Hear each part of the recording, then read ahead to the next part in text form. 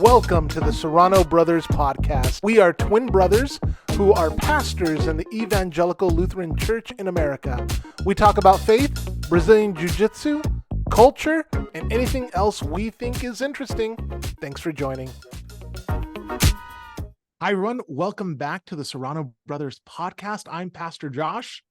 I'm Pastor Jeremy. And today we have the Reverend Lori Keyser-Boswell. Pastor Lori is a pre-nominee for bishop. And just as a reminder, all the conferences in the Sierra Pacific Synod got together and they lifted up names for candidates for bishop, and Pastor Lori's name was lifted up and she allowed her name to go forward. So she's one of the pre-nominees. Pastor Lori, we thought we want to get to know you, and rather than just kind of ask you about your childhood and all that kind of stuff, can you tell us one of your favorite childhood memories, either inside the church or outside the church? That's interesting. Favorite childhood memories. Inside the church, I didn't even come back to the church until a teenager. I was baptized at 6 weeks old, and then for various reasons, didn't go back until I was a teenager. So I'm trying to think. A favorite childhood memory probably would be, okay, this is going to sound so funny. I grew up in the Willamette Valley. My family didn't have a lot of money. And so in summertime, my mom would work in the berry fields and take us 3 kids along. And we would get our little card stamped for everything. And then at the end of the summer, we would go to the Clackamas County Fair. And just that whole, this was money I earned to go to the fair was just a neat thing. And I was probably all about 7 or 8. Do you enjoy the county fair? I'm sorry? Do you enjoy the county fair? I really do. I grew up like 3 blocks away from the fairgrounds in Canby, and living here in Wairika, we have the Siskiyou Golden Fair, which just finished this weekend, and I go a bunch. It's all the same stuff, and I don't care. I go a bunch. I love the county fair too. It's one of my favorite things to go to every year. I have to drag my family along. But it's good to know that there are some people who, like myself, like going to the county fair. Yeah. That's really awesome. I also love the fair. Jeremy and I used to go when we were kids it used to be called the Del Mar Fair in San Diego, but now it's called the San Diego Fair. But we used to love that. I think that there's this, past people in congregations, lay people, they kind of know what pastors do a little bit, but sometimes they don't know what we do in our off time. We actually get off time, and so what do you do in your off time? Do you have any hobbies? That's funny. My hobbies are probably doing Sudoku on my phone, but my family's hobby is, for almost the entire time we've been here in Siskiyou County, one or the other member of our family has raced cars at the dirt tracks.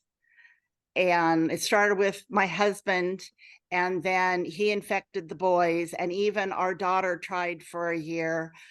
And so we spend a lot of time fixing up cars, repairing damage to cars, trying to figure out why the cars are the bane of our existence, and then going and getting really dirty on Saturday nights. That's something our family loves doing together. In fact, for a number of years, I was in the timing tower, the scoring tower at our track, and I was the voice in the driver's ears to tell them yellow flag, green flag, those kind of things. Have you ever gotten behind the wheel yourself? Yeah, a couple times. Way back when Brad first had his mini stock, he said, we're going to share this. We're both going to do it. And I was out for hot laps and the car started giving me trouble. And I went straight into the front wall and busted something on the wheel. So all the guys in the pit said, oh, we can get her back out. We can get her back out. And I said, stop. To be a race car driver, you have to be willing to overpower the horsepower. You have to fight it and tell it where to go. And I'm too much of a defensive driver.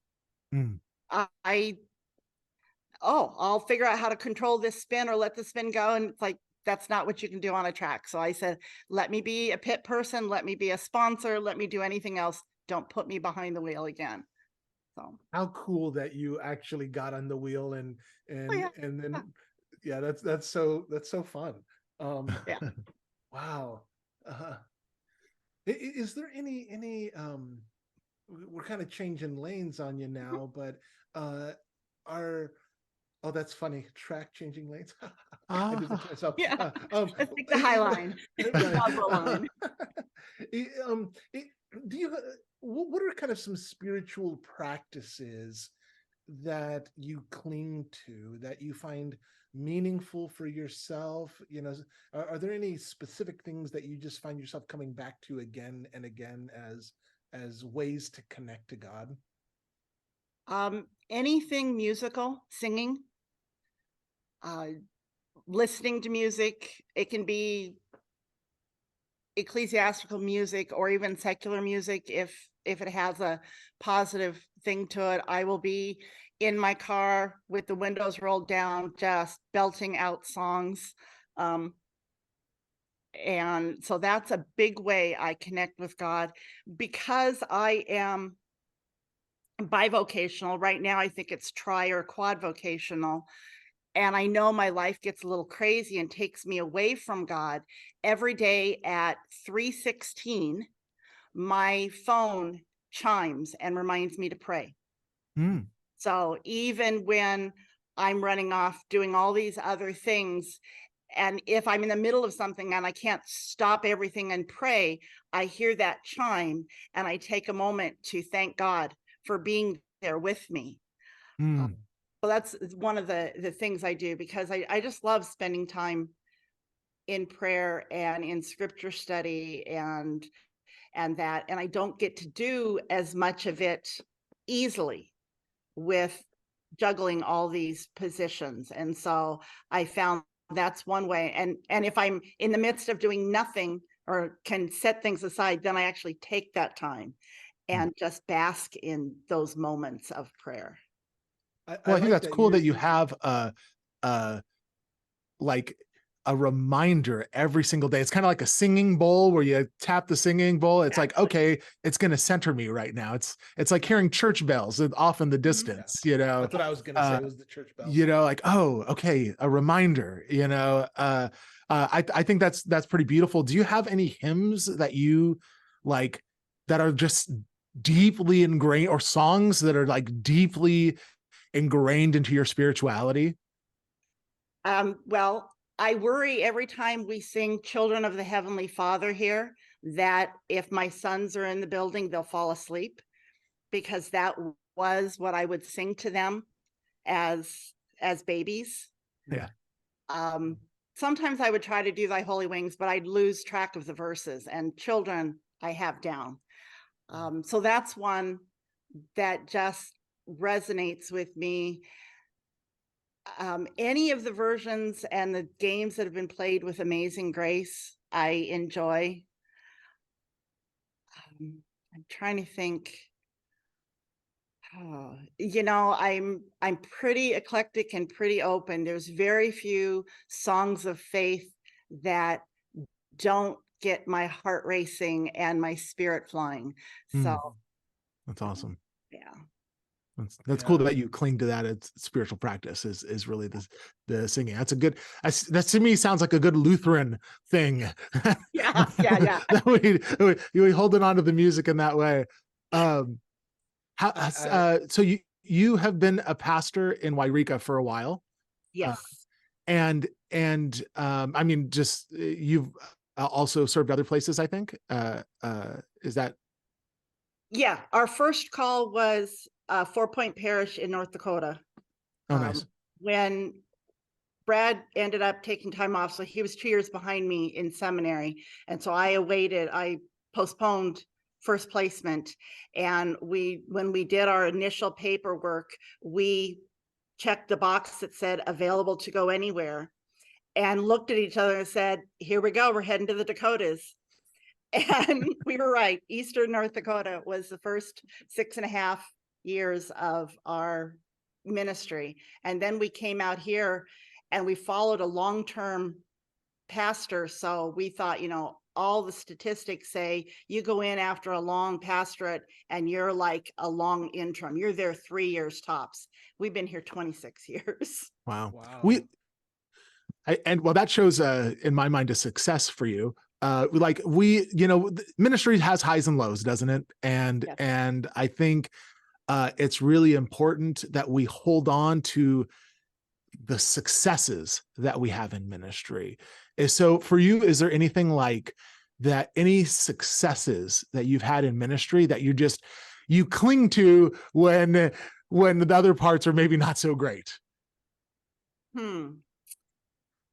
I think some of my successes or our successes here are, ours is a very conservative county, but not 100% conservative. So it's also a very divided county. And from the very get-go, we've been able to say that we have folks sitting in the pews who are staunch right wing and way off to the left wing and just loving on each other. And I just love that when I walk in here and I know I'm going to be talking to people who would never vote the same way, but they all find the love of God here and they love each other here. So that is, to me, an exciting thing that I cherish about the people here and about the ministry we've had here. That's wonderful. It seems to me like our country can be so divided at times, especially around election cycles, and the fact that your congregation can worship at the foot of the cross together, and still be united in that way, despite whatever political leanings they may have. Or that sounds really beautiful to me. Yeah. And it's truly a success. That's really a success. So I just learned the other day, Pastor Lori, that there are 3 expressions of our church. Because I didn't grow up ELCA, right? And so I actually listened to that podcast. Yeah. So who are these guys? Yeah. So that there's the church-wide, right, which is church-wide, and then there's the synod, and then the congregation. Those are the 3 expressions of the church. In your understanding, what do you think is the purpose, the function of the synod office and your role as bishop? Yeah, I see the purpose of the synod, and really even the church-wide, as being I don't want to say the glue that holds us together, but being focused on how do we work together? How do we complement each other? How do we support each other? And so the synod, the role of the synod is to support and encourage, and sometimes admonish and cajole the local congregations in the ministry, because the local congregations know their community and their community's needs. And if we don't know the community's needs, that's where we need that admonition and get out there and figure it out. But we've got the boots on the ground and can do the ministry to our community. Sometimes what we don't have are the resources, whether that's academic resources or even financial resources. And that's where the larger church, whether it's a synod or churchwide, can help us with maybe printed and those kind of resources, teaching resources, theological resources. And sometimes, and I would like to see us do it more, but I know that right now a majority of the churches in our synod are having trouble paying their bills. But I see that partnership. St. James down in Reading for a number of years subsidized the ministry at Holy Trinity in Weaverville. They sent money every month over there because Reading, metropolis of the North and successful community and doing all this wonderful stuff, and Weaverville, tiny little gold rush town, but had this wonderful faithful church. And so St. James helped make that happen. So even sometimes that financial, those resources, right now, that's a limited thing. You know, I've seen the budgets, it's not there. But then that prayerful support. And I know the part of the synod's job is to make sure that congregations and clergy are staying true to our Lutheran roots and our call to be those settings of word and sacrament, and how we hold all of our wonderful Lutheran identities in tension and stuff. So there are times that the synod has to have that parental role of admonishing and correcting. I'm convinced, though, the more we do to support one another, build one another up, love on one another, the less we need to do the cajoling and the admonishing. It's just my bias. I think you said in your paperwork that that you filled out, and all of the pre-nominees filled out a series of questions, which I encourage everybody to look at and read over. On the synod website. On the synod, yeah, it's on the synod website. Yeah. You said that you think that healing needs to be brought to the synod, and we won't talk specifically about what exactly happened, but healing. How would you imagine going forward that you as bishop and the synod office would help bring healing? Like, have you thought about specifically how that would work for you? Well, I think a big first step in healing is naming the woundedness. And we have so much woundedness, and it's not just the last couple years. It's, well, it goes back to the pandemic. It goes to prior to that. It probably, some of it, you guys are maybe a little too young to remember this. I remember when the LCA, ALC, and AELC were merging to form the new Lutheran Church. I think there's even still some woundedness that goes back to that. But then there's just the woundedness in our synod of our land. We have been on stolen land, and there has been power struggles and those kind of things. Right now, I hope it's not in the ELCA or the Sierra Pacific Synod, but white Christian nationalism is just rampant, and that's what the world is hearing. That's the message they're hearing about who God and Jesus are. And so people are leaving the church in droves, not just the ELCA, because they're thinking, I don't want to be about that hate and that woundedness. And so just being able to name the pain. And for some congregations, it's this is our pain. For some individuals, it's this is our pain. For some regions, but to be able to name that pain in a safe place. And I'm not sure how we would set up those safe listening posts. You know, in my work in social work in the community, we're all about trauma-informed care and trauma-informed systems. And some of that is just recognizing the words we use and the pain that can cause. And I know some people call that, wokeism or being politically correct. I am painfully aware on a regular basis how words themselves have caused pain unintentionally.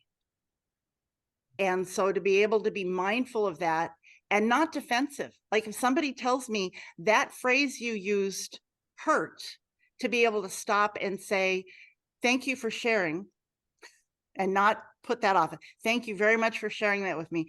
Can you tell me what about it was painful and what I can do to be different? And so some of that is just on a systematic level, to be able to come face to face with the people who have felt left out or unheard in our synod or our larger church and say, we understand that you're hurting. We are sorry for any part we played in that pain. Can you share it? Go ahead and confront me with it. And what can I do to change that? So you're imagining the first part of your, if you were to become bishop, is you said somehow setting up listening posts in some way, and then just being that voice to hear the pain of the trauma that has been caused. Is that what I'm hearing right now? Yes. And from what I have seen that already happening on a certain level with our interim bishop, Bishop Clare, and with our vice president, Simon Wong. They are intentionally being out there, talking with people, listening to the pain. So it's not like day one, we'd flip a switch and it'd be something new. It would just be continuing that healing work that has already been happening so that we can move forward. Yeah, I think that's a really, really important first step, right? What do you imagine after that first step? After that, probably even while we're doing it, we start looking at those tough questions. Hate to use the word triage, but I grew up watching MASH and looking at where the highest needs are and the best use for resources and how to pull together resources. We have, I can only imagine this, but we have some communities where there's 4 or more ELCA Lutheran churches within a stone's throw of each other. Okay, not quite a stone's throw. You'd have to be Thor to throw that far, but fairly close together. And there has been a history, back to the woundedness, a history of competition instead of cooperation. So how can we get those settings to look in terms of cooperation and collaboration for the best use of God's resources? This is all gift from God. Yeah, you're speaking my language here. You're speaking my love language, because we have a church near us. I am at Good Shepherd in Concord, and we have St. Matthew in Walnut Creek. St. Matthew is a much bigger, wealthier congregation than us.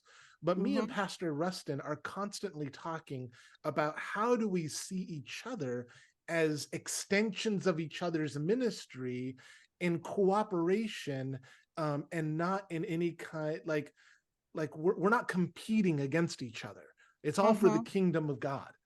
So I love what you have to say there. Part of being a pastor, we can learn about it educationally, right? Like we do in seminary. We can do a little bit of it on internship, but part of it is learning while you're on the job, right? You're gonna learn how to be bishop on the job. They got like schools that they put you in for that and all that kind of stuff, right? But as our synod needs a strategic plan, and so I'm not asking for what the strategic plan is, because you're gonna have to hear and listen and do all that kind of stuff. But how would you go about creating a strategic plan? Not what is it, but how would you go about creating a plan? One of my first steps for creating a strategic plan is to not reinvent the wheel, is to lean on and listen to and learn from the folks who are already trying this. You know, I had an hour-long plus conversation with our Synod Vice President the other evening, and I got more and more excited to hear some of his vision and ideas for the Synod.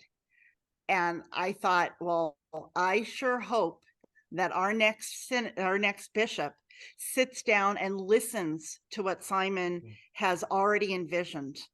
Not necessarily just rubber stamping, okay, we're going with that, but hearing he's been doing this for a year now and has background in both the corporate world and history in the church that he saw back in Hong Kong. So I'd be talking to people who've already sort of looked at that. But then we'd be looking at, again, how do we best use the resources? How do we lift one another up? So I don't always like things being super centralized. This comes from the person who is closer to the Oregon Synod than to the Sierra Pacific Synod geographically. I mean, I'm going to go up to an installation in Grants Pass in a couple weeks because it's closer than anything. So when things get totally focused at the corporate office, as it were, the folks outside of, on the edges, start distrusting or just feeling disconnected. Oh, it doesn't matter to me. They're way over there. So a part of that would be listening to the wisdom of the far out churches or the churches doing new things and different things. I am reminded that, I think it's a Luther quote, the Church of the Reformation must always be reforming. And that means we look at what the needs are right now and how to meet them. So it would be some of the same kind of stuff we did for the healing, whether it's regional meetings, conference meetings, Zoom meetings. I love that we can do this, even though I get a little nervous with technology. I'm kind of old for technology. I use it all the time though. But saying, okay, so what is our goal? Our goal is a sustainable ministry. But the reason for that is we want the love of God, the grace preached. There's so much law and fear and hate preached. We want to be that voice for God's love and grace. So if that's our ultimate ministry, our ultimate mission is sharing God's love and grace, how do we do that? Do we utilize our deans the way Bishop Clare has been, to be the synod exploded out?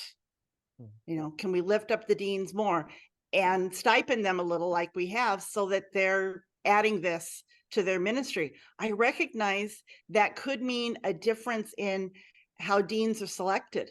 You know, the pastor of the busiest church with the most programs might not be the person to be dean of a conference, because they might not be able to have that focus. So thinking in terms of that, can we use the deans better or even more to get the message out and to build up? And it's going to mean those questions about, does a congregation need to look at either holy closing, or can congregations be parishes? You talked about the partnership. We had a formal parish out in North Dakota, 4 congregations, a whole constitution that said how giving worked together and how the pastors were utilized and all of that type of stuff. Right now in our neighborhood, the Methodist churches have tried being a regional parish. They've stubbed their toes a few times, but they've looked at, there aren't enough ordained clergy. So how do they lift up lay pastors, lay leaders, and support one another? On some level, there's a clergy shortage, but this is going to sound really painful because I'm serving a congregation that really cannot afford to have a pastor. We have a lot of congregations who can't afford pastors. I think the last number was we have like 50 open calls, 50 churches in our synod which need pastors, and a majority of those are can't sustain a full-time pastor. Yeah, ours would not be able to if I wasn't willing to be bivocational, but I'm so committed to the ministry they're doing here and recognize that, again, I'm going to speak in my bias. We are a lone voice in the wilderness for grace and love, as opposed to fear and threats. I'm going to do everything possible to keep this church going, even if that means working full-time jobs elsewhere. Thankfully, we've got folks in the congregation who've stepped up. I have a retired nurse. She was our parish nurse who, when my schedule got crazy with multiple jobs, she took on the role of visiting our members who were at home and couldn't get out very often. She kept that going faithfully because I couldn't get there nearly as often as was needed or as I wanted. But she felt that was her ministry, so we're doing things very different here. And that's another thing. I know for years, way back years ago when I was in seminary, they were talking about more lay leadership, the team, TEEM. Yeah. And some of those type of things, the Methodists are really good at doing licensed lay ministers. That could be a way we're looking forward, especially if we needed the person with the credentials to, you have to have an ordained pastor. Okay, can one ordained pastor be over a team of well-trained and well-supported lay pastors, lay ministers, whatever term we want to use, so that a number of churches that are regionally close to each other, but not able individually to support full-time ministry. Can we look at that? They've been doing it in the Dakotas for years. The bishops in the Dakotas have been doing stuff like that? Is that? Well, the congregations, like we had a 4-point parish. Yeah. That's how things have gone, because, well, some of that is, these congregations are over 100 years old, and there was that love for the building and the congregation, and that's hard to get past, but it's a reality. And so, okay, can you continue ministry together, worshiping in separate places? Yeah. How does exactly what you just said is kind of my experiences of church when they start talking to each other, especially older congregations. It's like, wait, you want us to go to your church, or you want us to close our church because my kids were baptized at this church. I can't go to church and not look at this baptismal font. I can't go and not see this particular altar. So I'd rather die here in place, and I'd rather this church go with me than move somewhere else. And I'm not being, No. I'm naming the unnamed, but that's kind of what my experience. But what I really want to get to with that is what your ideas of these lay ministers is. Do you know whether that's possible as a bishop with our current constitutional structures, the College of Bishops? Do you know if that idea that you have is that even within our framework of the way we do the ELCA? On some levels it is, and I have to admit, I get really bogged down when I start trying to read the legalese of the Constitution, and I deal with legalities all the time. In one of my other positions, I get so tired of loopholes and legalese, but the Lutheran Church in the United States has always used gifted, talented lay people to keep the church going and keep the mission going. Mm. And if we currently do not have the constitutional ability or structure to lift up and in some way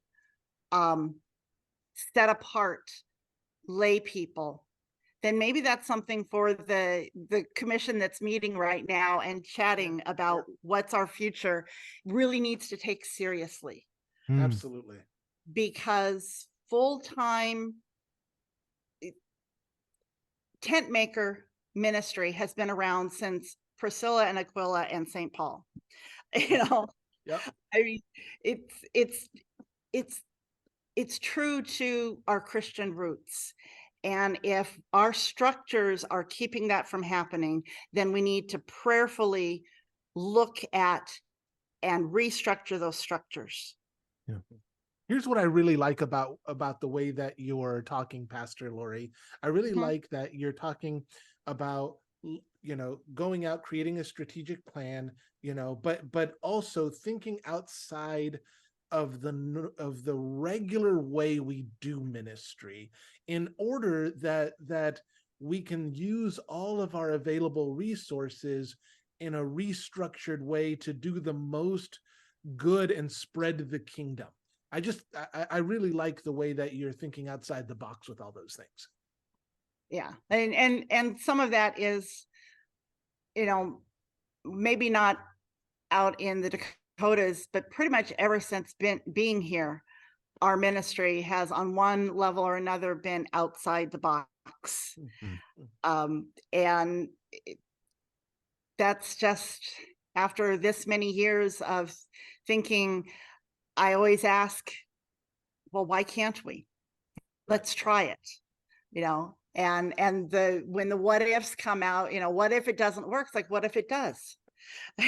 Just take the chance, right? Like, take the Let's risk. take a chance. Yeah. Yeah. Do you think, I want to pivot for a second back to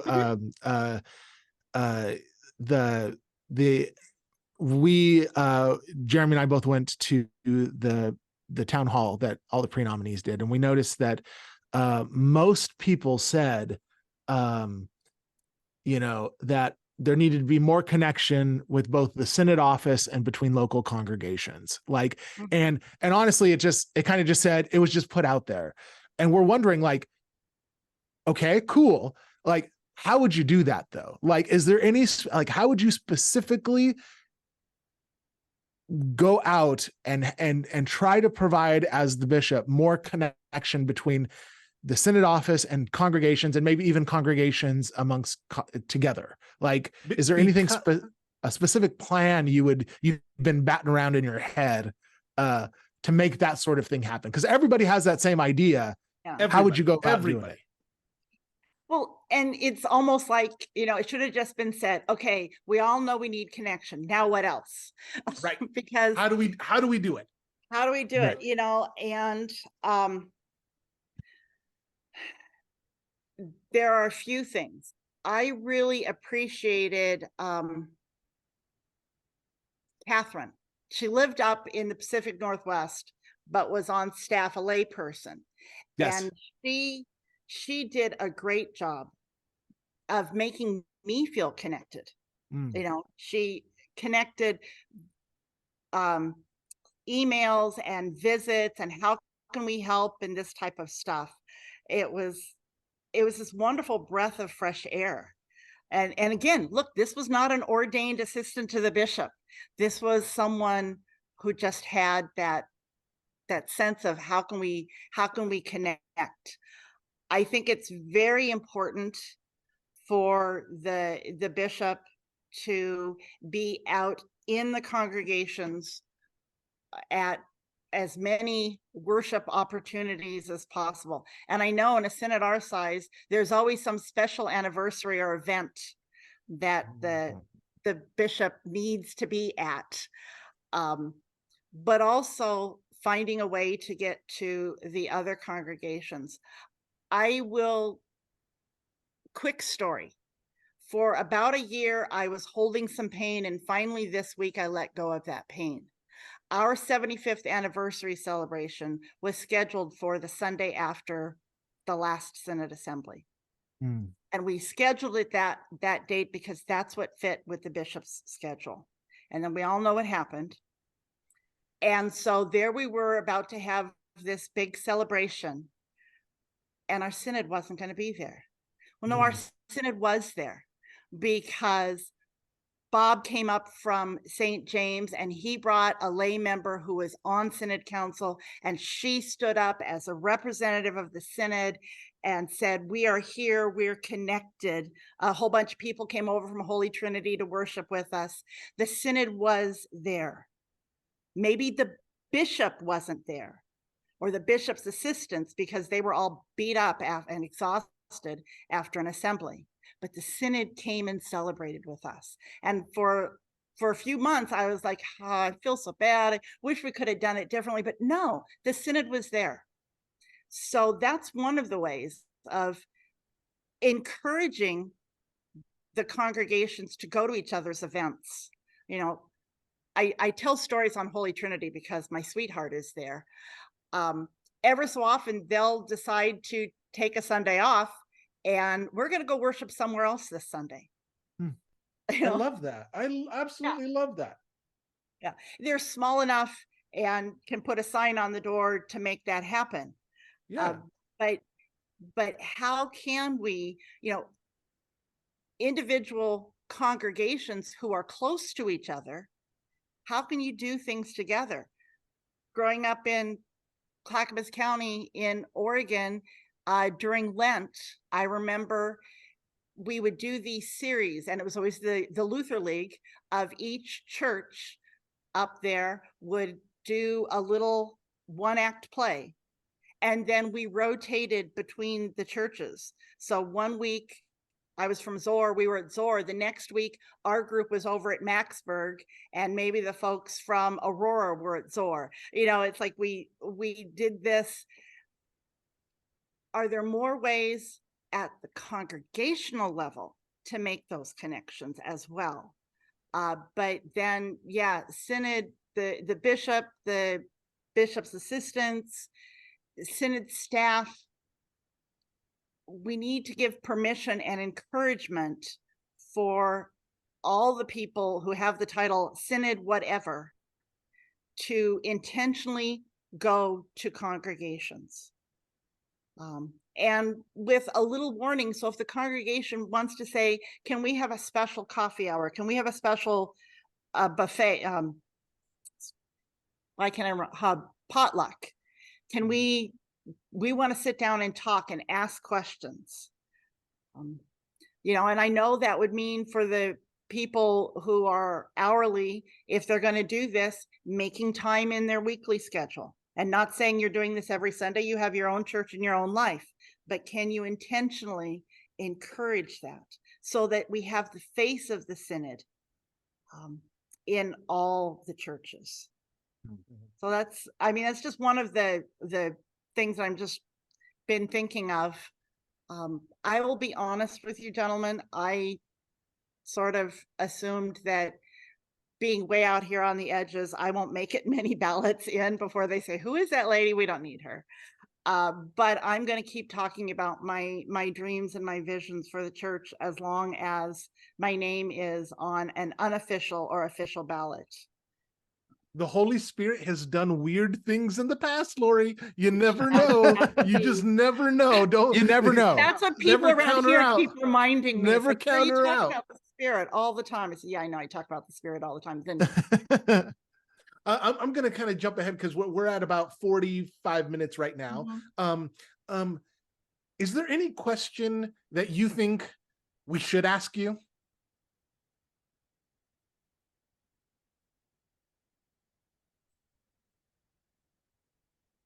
No, I mean, I'm just like, you've done such a great job of asking in various directions that I guess it's not so much a question as an awareness. I notice a lot of people whose names get brought up for bishop have served on all kinds of synodical committees and that type of stuff. And it's not a lack of interest in the synod that has kept me off those committees. It's an awareness that, until we could do a lot of Zoom meetings, it didn't make sense for because you're out on the edge. to use that kind of gas and wear and tear when they were perfectly capable people of doing things. Now that we're in a Zoom world, I would love to see more people who think, well, I can't go to those events, I can't go to those meetings. Well, then let's do them virtually so that we get everybody. Yeah, that's I want to ask you just one more important question that I think is a part of this. Part of being bishop is putting out fires, is dealing with conflict. It's kind of going in there and being the presence of Christ amidst chaos. What do you think your style of conflict resolution is, and how do you go about handling conflict? My style begins with intentionally slowing down, breathing, and attempting to be that non-anxious presence. Sometimes talking quieter, encouraging everyone to breathe, just so that we're not escalating. We're not dysregulating. Get us all kind of back. I just was at a 6-hour training yesterday about this kind of stuff. Get us back to a point where we're out of our amygdala and into our brain, so we can hear and we can learn.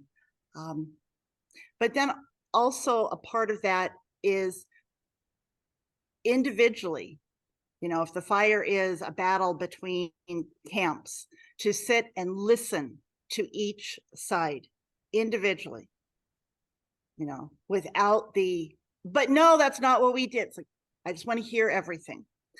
And in listening to that, listening to and reflecting back the pain and the emotions that are under that, because that's generally where the conflict comes, is at the emotional, at the pain level.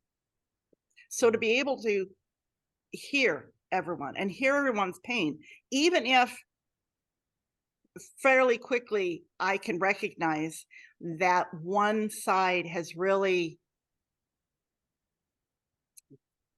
not being inappropriate, but really has overreacted.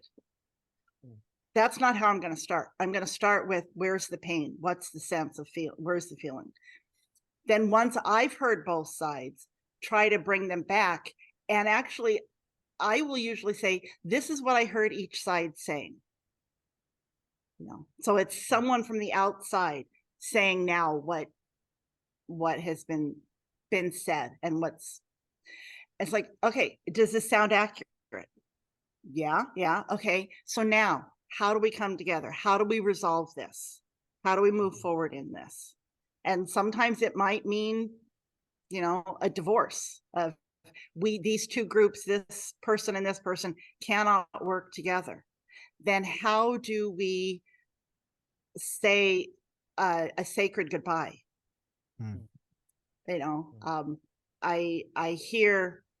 I've heard it more than once to divorcing parents. You have to love your child more than you hate each other.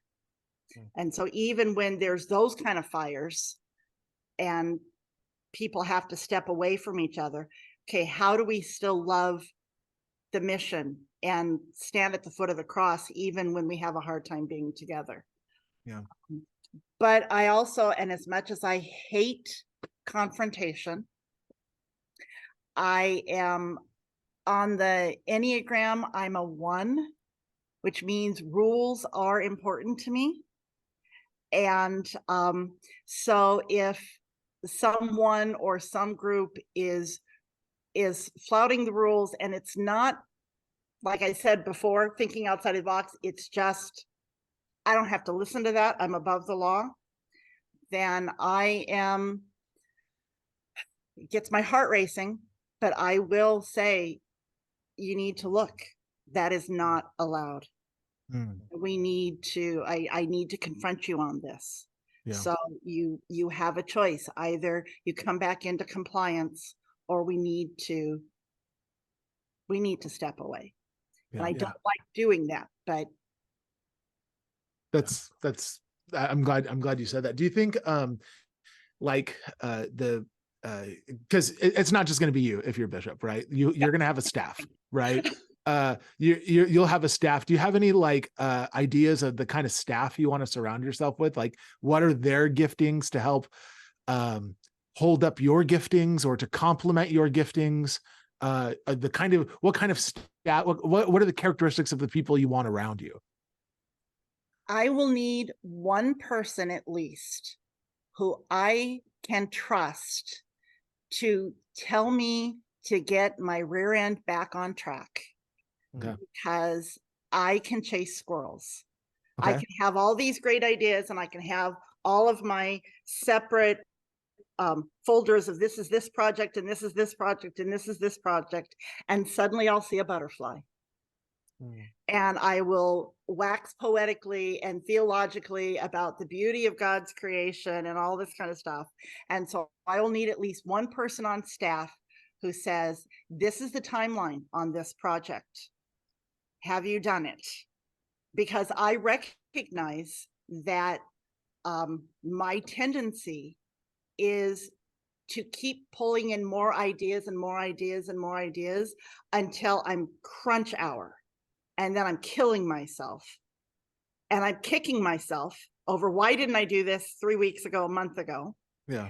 And then the very next project, I follow that same pattern. Right. So I was just saying this with one of my colleagues at another position. She was like, how do you feel? I said, no, please keep me in line. I said, because up here I'm organized, but in real life, I easily I start waxing poetic instead of doing things. So that's one thing. I would have to make sure that I had at least one staff member or assistant who was very administrative, don't forget we have this task that has to be done. I have to say, because I am a touchy-feely, all about emotions and healing hearts and that kind of stuff, I know a big part of me would want everyone around me to be, let's just stand in a circle and hold hands and sing together. So I might have a tendency to get people who are more chaplains and pastors and less administrative, but I'd be looking for gifts that are different than mine. Well, it's good that you know that about yourself, right? That's good that that kind of self-awareness. Like that's you're self-aware, and so you're saying administration, straight up administration, is not necessarily my go-to, my default setting. So you're going to need somebody who's really good at administration, and at least you know that about yourself, right? Yeah. Before we get into our very last question for you, before we get into our set of our quick questions, we want to give you 2 minutes. What do you want us to know about you as it relates to Bishop? And we're asking to keep it to about 2 minutes, pretty briefly. Yeah. Now I'm starting to feel that anxiety from Monday night. I look at myself, I'm a 62-year-old white cisgendered mom and grandma. And at times that doesn't always feel like it fits the model of what the church is heading toward. But if my motherly instincts and grandmotherly instincts can assist the Synod in moving to the next step, I would be glad to do that. Hmm. If that's not what the Synod wants or needs at this point, then I am 100% behind whoever we select.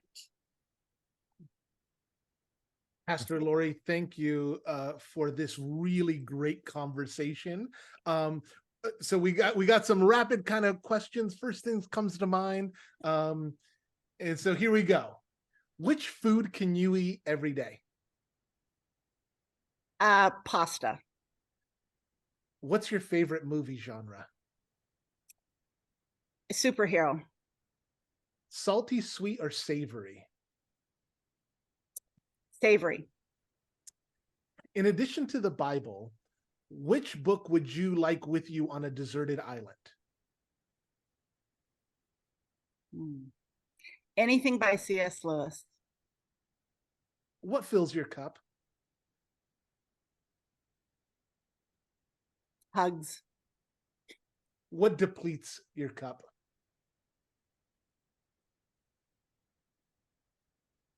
Wow.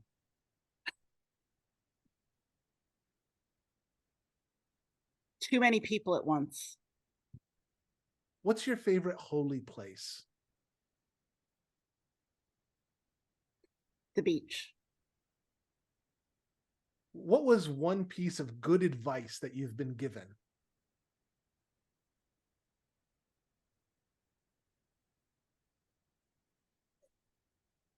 You can't win the race in the first lap, but you can lose it there. What does rest look like to you?